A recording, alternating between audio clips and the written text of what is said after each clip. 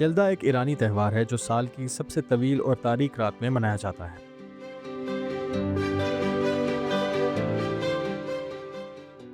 ہر سال 21 دسمبر کو ایرانی عوام سردیوں کی آمد، سورج کی تجدید اور تاریکی پر روشنی کی فتح کا جشن مناتے ہیں۔ یلدا کی رات، سورج کی پیدائش، قدیم ایرانیوں کے نزدیک سورج کی قدر و اہمیت کو ثابت کرتی ہے۔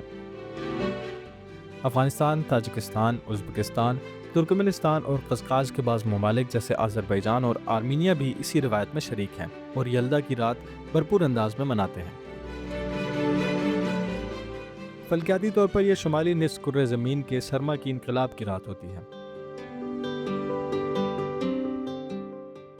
طویل سرما کی رات ایک فلکیاتی مظہر ہے جو اس دن کی نشاندہی کرتا ہے جب سال میں دن کا دورانیہ سب سے کم اور رات سب سے طویل ہوتی ہے۔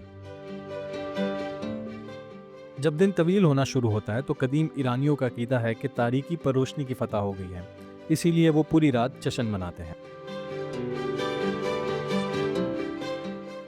اسی رات خاندان کے افراد اکٹھے ہوتے ہیں اور پوری رات جاگ کر گزارتے ہیں۔ اس موقع پر خشک میوہ جات، تربوز اور انار پیش کیے جاتے ہیں تاکہ اللہ سے اپنی نعمتوں میں اضافے کی دعائیں کی جائیں۔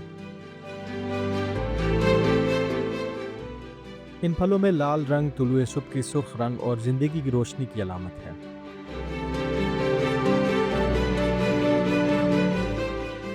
یلدا کی رات کا ایک اور پسندیدہ اور عام مشغلہ فال حافظ ہے، جو حافظ کے دیوان سے کی جانے والی پیشن گوئی ہے۔ جیسا کہ 13ویں صدی کے ایرانی شاعر شادی اپنی کتاب بوستان میں لکھتے ہیں، اصل صبح یلدا کی رات کے گزر جانے تک نہیں آئے گی۔